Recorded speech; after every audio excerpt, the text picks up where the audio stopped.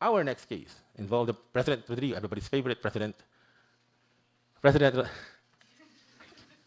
Rodrigo Duterte. And if we all remember, I hope that time he presented himself before the media and then lost his mind. I mean, I have no other way to describe it. But what is pertinent for purposes of our discussion is that section 12 article, what is this, 7?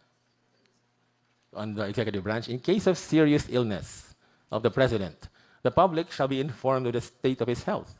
Shall be informed of the state of his health. The members of the cabinet in charge of national security and foreign relations and the chief staff of the armed forces of the Philippines shall not be denied access to the president during such illness. And what happened to the president? Can I see the next slide? There it is. The kit. If you remember, he rambled on so much about witches, being burned on the stake, etc., that some netizens thought, oh, this is art. It's either he's out of his mind or he's truly a creative spirit. That, by the way, is verbatim. Huh? I mean, they rearranged the stanzas, but that is a verbatim record of what the president said. And the sad part is, that's not even the worst. I mean, if you listen to the entire thing. And of course, what happens when you're watching the president, there's an ongoing pandemic, and you need reassurance. Right? Because it was early on, and nobody knew what this thing could do. People were dying. And then you get this. What do? You go to court. Right? You try to enforce the constitutional provision that says, what is wrong with him? In essence, that's what we're asking. Can you please tell us that is the president healthy? Because that's not the kind of leader we need when we are facing a pandemic and something I never imagined I would have to live through. I mean, that's what movies are for. So you can experience it from a distance. But it fell on us. And then you got this. And what did the Supreme Court do? As many of you know, the court dismissed the petition less than a month after it received it without even bothering to require the office of the president to respond. They were, in essence, lawyering for the president. But it's like the president saying, it's like the Supreme Court saying, you can relax, we got this. And that's what they did. And they said that what Dino De Leon, he's a good guy. His heart is really in the right place. And he said what he was trying to do was compel the respondents to disclose all the medical and psychological, psychiatric examination results. And if there were any, I have no doubt they would fill this room.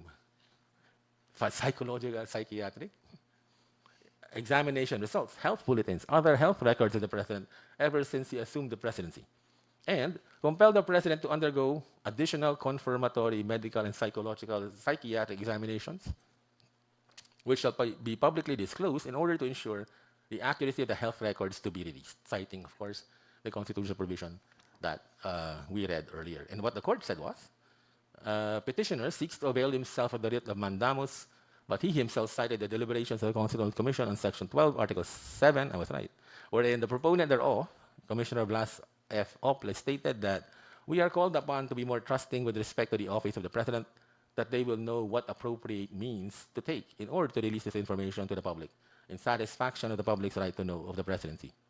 It was also further expressed in the deliberations that the state of health or analysis as to the actual condition of the president should be left to the president and his doctor, and the burden is left to the office of the president to choose the appropriate means of releasing information to the public. So your petition for mandamus was dismissed. But if you read the entire records, the records of the Constitutional Commission, you would know that the framers did mention or did identify or classify the right to be informed about the president's health. It is a right. And there is, in fact, a duty on the part of the president to inform the public. So if you have a right and you have a duty on the part of a government official, that's all you need for a petition for mandamus to be granted. So it should have been an easy case, but not this way. I imagine, oh, this is a clean-cut, very simple case, and the petition will be granted. But no, wrong again. And this is a selective reading precisely because it chose to ignore the other parts of the record of the CONCOM. And what is discretionary is the manner in which the information is to be released. but it should be released. Uh, okay. So in other words, and we know the history of these provisions because Mr. Marcos had a habit of disappearing for days at a time when he was president. We remember that. Your elders know that. Diba? And then, like 2 days, 3 days later, he would show up on TV, and then he would be reading the newspaper from that morning to prove that reports of his death had been greatly exaggerated. And that's why we put this provision, because we had to know who's in charge, diba? But apparently now, we cannot compel the president because it's discretionary. Next, the exercise of martial law powers. We know that the constitutional provision on martial law is very long, and that is precisely because we had to plug all the loopholes that were created by Mr. Marcos. And it's so long, I did not put it on a slide, because it would have required 3. But we should know that that's precisely what the framers are trying to do. Diba? Can we question the factual basis for the declaration of martial law? It's clear now, right? It's clear that any citizen may file a case. It's also clear that when you have martial law, for instance, the civil courts do not cease to function. And we had to put that because of the Olalia case. No, well, because of the practice of the former regime, of the Marcos regime, where they tried civilians by the use of military courts. So all these things were applied because Mr. Marcos was not a very good president.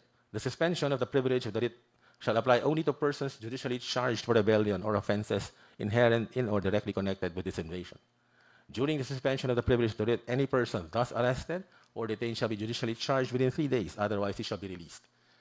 These are remedies for the practice of the martial law regime where they detained you indefinitely or for extended periods of time. So, with all these innovations, one would think that implementing martial law would be a lot more difficult because there's a judicial check, there's a judicial review, because there's a congressional review. They piled on all these checks so that we don't abuse that power ever again. Because you can't remove it completely. There will be instances when martial law is required. And most constitutions in the world do have some kind of provision for emergency powers. So, we had martial law again in Mindanao, thanks to ISIS. And there are at least 4 cases that decide on the propriety or the exercise of the power of martial, the exercise of martial law in Mindanao. But I can only summarize them because, as you know, they're long, and you did not enjoy reading them. So let's just go to the cases. See, the lecture is actually a lot longer. Sorry, there it is. One issue decided the legal basis for the declaration of martial law. The court held that it should not expect absolute correctness on the facts stated in the proclamation and in the written report, because the president could not be expected to verify the accuracy and veracity of all facts reported to him due to the urgency of the situation. To require precision would impede the process of his decision-making. That would require the president to be on the ground to confirm the correctness of the report submitted to him, and would place the president in peril and defeat the very purpose of the grant of emergency powers, that is to immediately put an end to the root cause of the emergency. So when the president declares martial law, he doesn't need an accurate or complete report. That's what essentially the court said. Because of the urgency of the situation. Diba? I remember, I'm pretty sure you don't know this movie. What is that movie? War Games?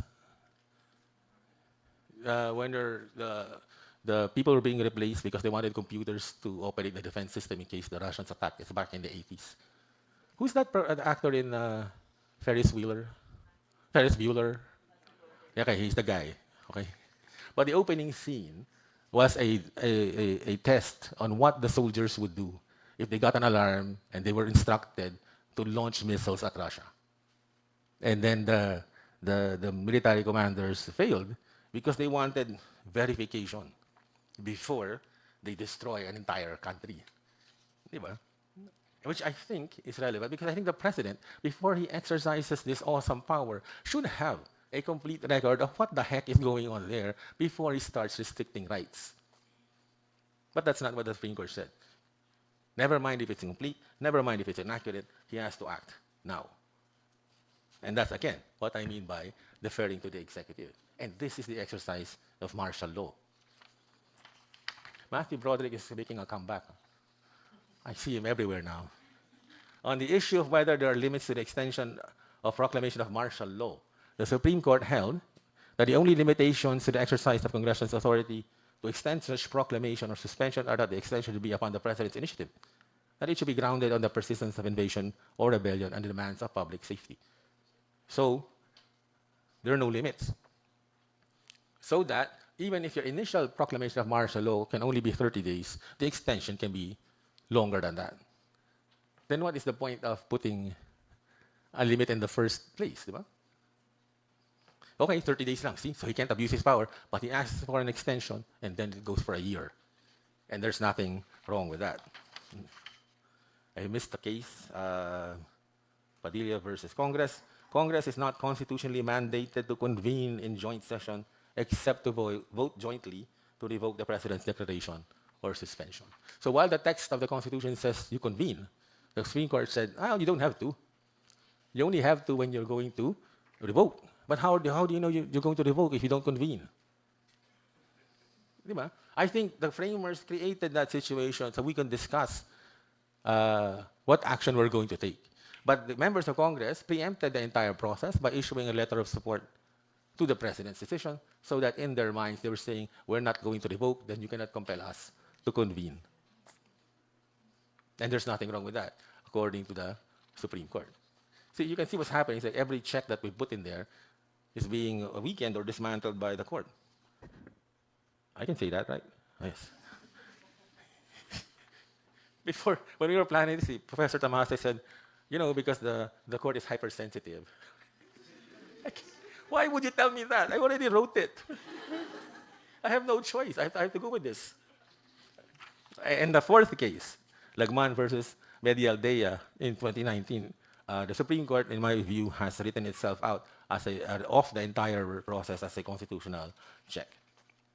I'll just read the last part. In finding sufficiency of the factual basis for the third extension, the court has to give due regard to the military and police reports, which are not palpably contrived and untrue. The full complement or totality of the submitted and not make, I'm sorry, let me say it again. The police reports which are not palpably contrived and untrue. The full complement or totality of the submitted and not make a piecemeal or individual appreciation of the facts of the incidents reported. I'm pretty sure there's something wrong there. The President's decision to extend the declaration and the suspension of the writ, when it goes through the review of the legislative, must be accorded a weightier and more consequential basis. Under these circumstances, the President's decision or judgment call is affirmed by the representatives of the people. And in conclusion, the court said, the constitutional safeguards found in Section 18, Article 7 does not demand that a city be first taken over or get killed and billions of properties go up in smoke before the President may be justified to use his options under Section 18. What the Constitution asks is only that there be actual rebellion, an existing rebellion in the territory where martial rule is to be imposed. The declaration should not be arbitrary or whimsical, but its basis should not also be so accurate that there is no room for changes or correction. Considering the volatility of conflict, situations may change in the blink of an eye, and the executive is burdened with such responsibility to act decisively. And that, to me, is more deference to the executive. My problem with that is not the constitutional design. Because if that is what we wanted, then we didn't have to extend the provision on the implementation of martial law. Why in the heck else did we have to put all those checks if in the end we are just supposed to give the President all the space he needs to act decisively on a crisis? What's supposed to happen is, Mr. President, we have a situation, we may need to impose martial law. The President doesn't go, okay, because the military records are not, that they don't seem to be contrived, right? And he has to rely on the military, diba? The military intelligence. Another combination of words I never thought I would say. No, that's an older joke. Diba? What is the point? If in the end your concern is giving the president all the leeway that he wants, what the Constitution says is you don't have all the leeway that you want. That's why we're putting all these stops so that you don't abuse that power. But the justices here, I'm pretty sure Justice Carpio, well, I'm not sure, so I won't say anything. Sometimes you're lecturing against Joseph Estrada and you realize his counsel is right there in front of you. So, stuff like that. Si Mendoza at the time. And buti lang, before I realized he was there, I mean, I praised the lawyers of Joseph Estrada for doing a good job. They were going, he's right here. Okay, so that's for martial law, in my view, it is easier now to implement martial law, or we can implement martial law, impose martial law, as if there was no change in the Constitution, because the court would rather let the executive run that show, which again, is not the constitutional plan. That's the third area where the court has created a political question. And that one I use loosely. What I'm saying is, by refusing to look into this situation, it has in essence created a political question because you're giving it to the discretion. For example, like the case of the president's health. Even if the Constitution mandates or the president to inform the public, the court has decided to make it discretionary on their part. And that's exactly the definition, diba, of a political question. So what's going on here? I think the innovations introduced by the 1987 Constitution to curb reliance on the political question doctrine have been, to some extent, rendered inert. We recall that the expanded powers were introduced precisely to expand judicial power so that it may determine whether the political branches of government acted with grave abuse of discretion. But the cases here show that the Supreme Court, despite this innovation and despite additional safeguards that check powers to the president, is reluctant to assume the more powerful role crafted for it by the Constitution. And these findings are consistent with my other findings that high courts of former colonies tend not to check the executive branch. So it's not just us. It's a community of former colonies where they think their function is to implement executive policies. So maybe that's one. Maybe the other one is, historically, we really do defer to executive power. And some analysts have pointed to the way the barangay was run back before Spain came over here and colonized us. We allow the datu to make the decisions, and we follow. If we're uncomfortable with what the president is doing, I don't know. See, it's the same. What the datu is doing, we withdraw support. That's what I call people power in the old days. But if the datu is abusing his powers and you stick by him, that's how you make dictators. When you keep yourself aligned, then that becomes autocratic. The other possibility is that the court's decision to tread carefully on matters involving political questions is a form of self-preservation, because they are vulnerable to impeachment, and we've seen that in the case of Chief Justice Corona, and petitions for quorum. So if you really wanted to check the judiciary, all you have to do is have a sample. Diba? Isa lang. In this case, two. Isang impeachment, isang quorum, and the court will behave. Maybe. But those are the possible explanations I have that can explain. Why? Because in the very beginning, after the 87 Constitution went into effect, man, they were crazy. They struck everything down. To the point that the people started talking about amending the Constitution to go back to the old system. Kasi masyadong malakas naman daw. But that's not what we're seeing now. I think they're more tame. And those are possible explanations. So constitution writing, in our conclusion, galing, because we have no rehearsal. Constitution writing, even when done during the height of the third wave of democracy, cannot guarantee judicial independence or cannot guarantee a stronger judiciary. In the case of the Philippines, the framers of the 87 Constitution consciously designed a stronger judiciary to prevent the executive from intimidating it. Yet even without martial law, the Supreme Court is willing to step back and allow the president the widest leeway. The political question doctrine is alive and well. And while the Supreme Court was able to assert review in many cases, I had cases cited in the footnote where Justice Carpio lost, so I'm glad she's not here. Carpio Morales. when I was reviewing it, oh, she's not going to feel good about that. It applied the doctrine even in cases where there are clear constitutional checks.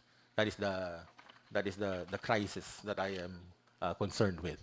And with that, I thank you for listening.